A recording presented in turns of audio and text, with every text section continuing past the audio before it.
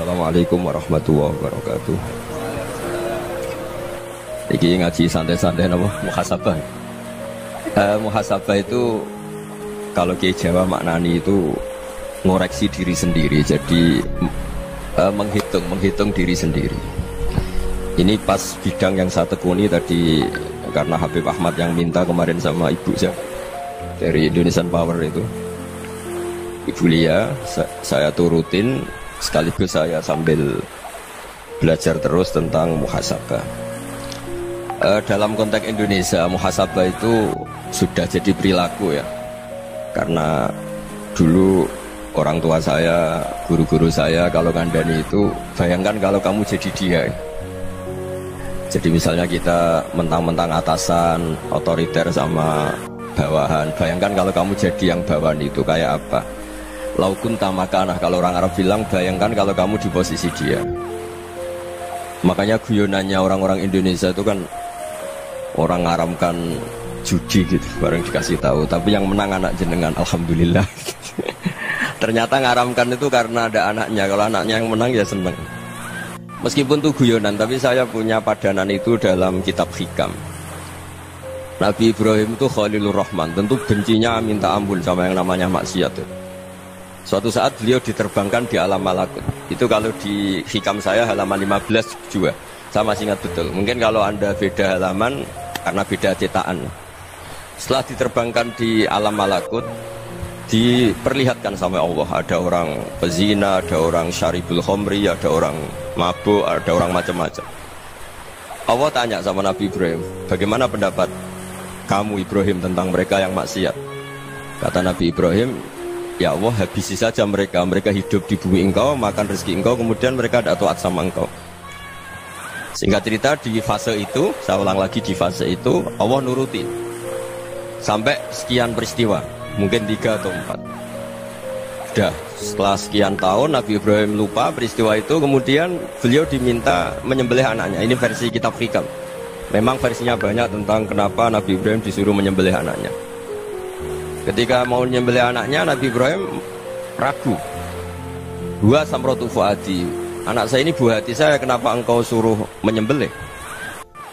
Terus kata Allah, apa kamu tidak ingat ketika kamu saya angkat di alam malakut, kemudian kamu usul bunuh-bunuh, saya tidak mempertimbangkan usul Anda, tapi kenapa sekarang saya merintahkan kamu mikir gitu? Terus, ya karena ini anak saya ya Allah.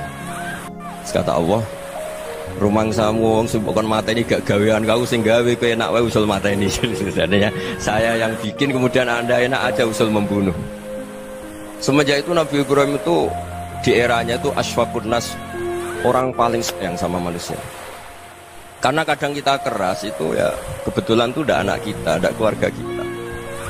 Cara orang Jawa itu kan gitu ya, kalau ada perempuan terus macak yang macam-macam pakai sepeda motor cowok, terus wah itu luput suwuk, semoga-moga gini. Tapi setelah dikasih tahu, niku ponakane jenengan, semoga-moga selamat. Jadi jangan-jangan kemarin ahli ma'asi itu kebetulan itu tidak keluarga kita. Kalau keluarga yang pernah salah pada kita, semangat kita mintakan maaf. Jangan-jangan kita didikte hukum sosial gitu. Jadi orang yang salah kebetulan itu orang yang menservis kita, atau keluarga kita, atau orang dekat kita. Jangan-jangan semangat kita mintakan ampun. Tapi kalau sama orang lain kebetulan musuh kita semangatnya minta itu kena adab.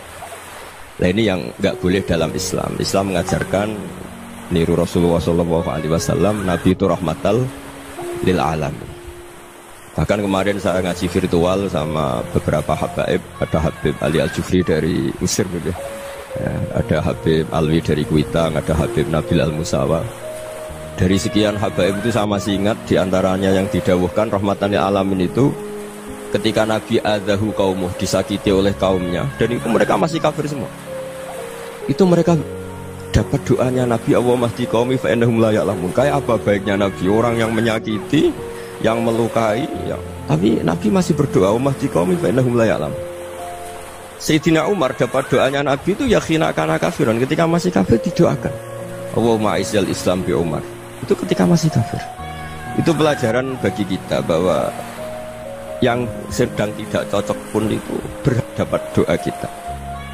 Ya doa supaya kondisi kita baik, hari tambah baik. Karena agama ini Saya berkali-kali bilang limangka nayarjuwa wal yaumal akhir. Agama ini diperuntukkan bagi yang selalu punya harapan pada Allah Subhanahu wa taala.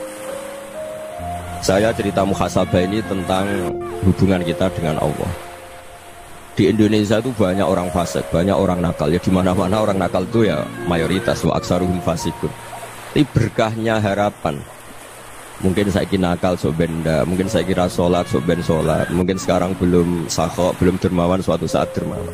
Barokahnya itu kefasikan ini dianggap sementara, sedang fasik, sedang tidak benar. Karena kiai-kiai kita, para guru-guru kita, para habaib utamanya itu mesti bilang semoga husnul khotimah. Nah barokahnya doa itu semoga husnul khotimah itu menjadikan satu pola sosial. Yang sedang fasik ini masih diharapkan jadi lebih baik, jadi lebih. Sehingga kita tidak ngambil sikap ekstrim yang ingin menghabisi atau ingin mengadili, tidak, karena selalu kita punya harapan. Dan agama ini limangka nerjuwa wal yaumal akhir. Bayangkan dulu kalau yang nakal itu anak kamu, pasti kamu nggak ingin kan langsung dapat azab, dapat apa. Padahal kita semua jadi tokoh ini abul kulli, bapak dari semuanya.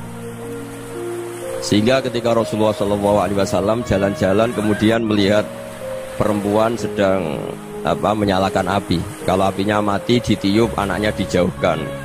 Nanti kalau sudah jauh dari api, anaknya digendong lagi. Terus kata Rasulullah, matur ke semua sahabat, Aro'aitum anna hadih tarihatan waladaha alan nar. Apa kamu berpendapat bahwa perempuan ini akan melemparkan anaknya ke neraka? Tidak ya Rasulullah. Tidak akan seorang ibu melemparkan anaknya ke api. Terus kata Rasulullah, Allahu arhamu min hadih biwaladiha. Allah lebih rahman, lebih rahim dibanding orang tua ini kepada anaknya. Ini yang harus kita kenalkan terus, kita kampanyakan terus, supaya orang hubungannya dengan Allah itu nyaman, asik. Sehingga dengan demikian selalu ada harapan bahwa yang sedang nakal ini suatu saat tobat. Kita tidak boleh menghukumi pasti begini, pasti gini, itu tidak wilayah kita. Itu juga yang dicontohkan Rasulullah SAW. Secara lahir Nabi itu nggak berkenan sama Wahsy, karena Wahsy itu salahnya salah fatal, karena membunuh ahabban nasi ila Rasulillah, yaitu membunuh Sayyid Hamzah. Jadi ketika Wahsy tobat, Nabi itu nerima tobatnya. Dan ketika beliau dengan basariyahnya agak siap ketemu Wahsy karena harus ingat Sayyid Hamzah, basariyahnya diturutin. Oke, kamu iman, saya turutin, tapi jangan sering ketemu saya. Karena kalau ketemu kamu, saya masih ingat sama paman saya, Sayyid Hamzah. Kita bisa ngelola seperti itu. Kita tidak cocok sama orang, bagaimanapun mereka umat Rasulullah SAW, kita tetap mencintai mereka. Misalnya kalau beda agama, mereka sama-sama orang Indonesia, kita mencintai mereka atas nama warga Indonesia. Tapi kalau misalnya potongannya ora cocok, beda kultur, bawaannya itu mangkel no coro Jawa, ya bisa diilmoni, jangan ketemu. Wong sudah tidak cocok, ingin ketemu nyari solusi. Roh ini tok seneng itu kan ya repot itu. Ya sudah kalau nggak mati cocok ya jangan sering ketemu. Dan itu kita bisa memanage seperti itu tuh bisa. Saya berkali-kali cerita tentang Imam Syafi'i. Kalau dikasih tahu ya Imam Abu Abdillah, panggilannya Imam Syafi'i, tetangga anda ini ternyata banyak yang nggak senang anda. Jawabnya beliau senang. Ya bagus kalau nggak senang saya, ndak utang saya gitu. Jadi gara-gara saman seneng aku ngatur aku ini kan. Dan mungkin saman rasa seneng kan ya enak.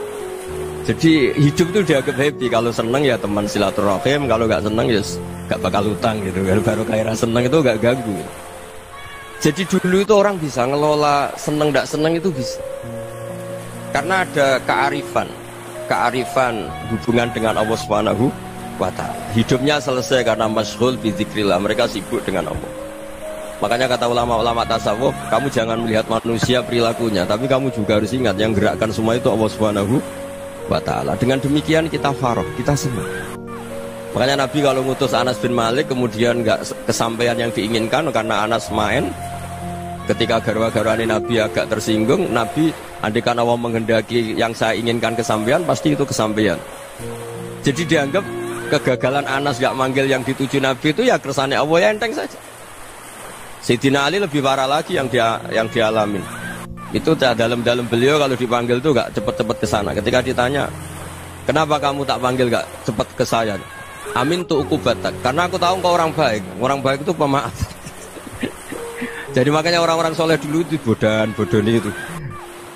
Makanya sekarang kalau ada orang bodoni itu mesti bidik orang soleh. Kalau orang-orang soleh itu kakean husnudzon lagi sering dibodonin. Abdullah bin Umar itu masyhur itu. Kalau ada budaknya sering sholat, sergap sholat itu dimerdekakan. Akhirnya nggak sholat pun pura-pura sholat. Akhirnya juga dimerdekakan. Ketika ditanya, kenapa engkau merdekakan? Padahal mereka sholatnya menipu engkau, kata pembisik-pembisik itu. Man khoda'ana lillah in khoda'na lah. Dia nipu atas nama Allah, berarti saat tertipu juga atas nama Allah. Gak masalah dong, semuanya demi Allah Subhanahu wa ta'ala. Jadi ketika kita ketemu mensifati Allah Ta'ala itu ghafir, Allah pemaaf.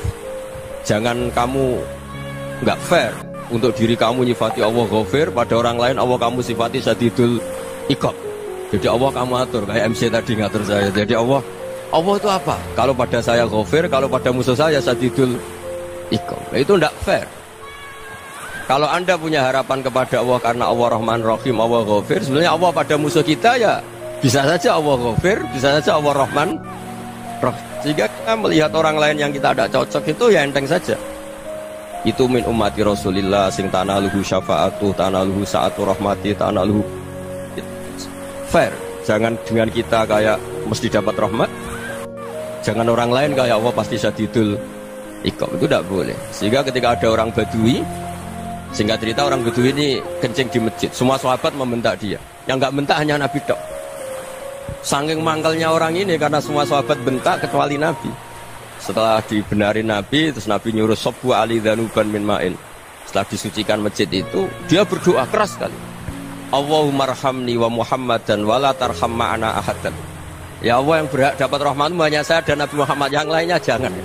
Karena yang lainnya tuh jengkelin, gitu aja saya salah dimarah-marahin. Jadi kalau kamu doa terbatas ya kayak orang Bedui ini, kayak orang Arabi. Apa kata Nabi? Laqad tahajjarta wasi'an. Allah yang rahmatnya luas menjadi kamu sempitkan. Karena kamu mau atur Allah hanya rahman pada Indonesian Power, pada NU, pada kita, yang orang lain nggak perlu dapat. Itu kan kasihan Islam, karena Islam terus nggak dimiliki semua orang. Allah nggak dimiliki semua orang, Rasulullah nggak dimiliki semua orang, karena di NU, di ormas tertentu, di nggak boleh seperti itu. Nggak boleh takhasyar tawasian, kata Nabi, nggak boleh mempersempit zat yang rahmatnya itu luas. Ini semoga etika ini kita pakai di Indonesia. Yang sedang fase kita harapkan lebih baik. Yang sedang nggak dapat hidayah kita doakan dapat apa? Hidayah. Masyhur kan, makanya tadi saya mohon sama Habib Ali supaya Habib Ahmad supaya tetap mahalul qiyam, tabaruk sama Habib Ali. Di antara doa-doa di Simtuduror masyhur itu antuqa bilal mudhniba minnah bil ghufran wal musi'ah bil ihsan. Jadi harapannya para habaib, para orang-orang baik dulu ya, semoga yang dosa itu dimaafkan, yang sedang salah dibuka, bikin lebih baik. Nabi itu tugasnya juga gitu. Wastaghfir li dzambika walil mu'minina wal mu'minat. Nabi itu tugasnya juga memintakan ampun yang sedang salah. Nah ini cobalah jadi etika kita, muhasabah kita. Jadi muhasabah itu cara berpikir kita set, kita pikir ulang. Ternyata semangatnya seorang Nabi itu wastaghfir li dzambika walil mu'minat. Semangatnya itu memintakan ampun. Orang ahli tafsir tahu semua kalau Nabi itu tidak mungkin dosa. Jadi itu khitabun Nabi wa urida bihi ummatu, itu khitab Nabi, tapi yang dimaksud itu umatnya, karena Nabi tidak akan mengalami dzambun, tidak akan mengalami dosa.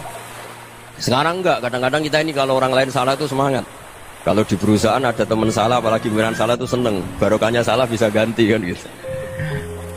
Jadi kalau mungkin di dunia tokoh juga gitu, barokahnya ada tokoh salah, kita yang jadi populer sendiri, tidak boleh seperti itu. Kita harus salimus sodri di jami'il muslimin. Jadi ini harus dilatih. Saya tadi matur sama Habib Ahmad, latihan kita jadi hidup. Nabi itu kalau resep jadi wali itu kata Nabi gampang. Kata Nabi, kalau kamu ingin disenangin Allah, ya sudah. Kalau kamu asbahta wa amseta gini-gini, perasaan kamu, kata Nabi, jangan punya perasaan ghil sama orang muslimin. Itu sudah wadzalika min sunnati. Makanya Nabi ngendikan la yablughni ahadun an ahadin syai'an. Ada yang baca la yuballighni ahadun an ahadin syai'an. Seseorang jangan melaporkan ke saya tentang salahnya yang lain. Fa inni akhruju ilaikum wa ana salimus sadri. Karena saya ingin ketemu sampean semua dalam keadaan salimus sadri, tidak punya perasaan apa-apa. Karena kalau nurutin pembisik, nurutin informasi itu ya repot, karena orang pasti sepihak.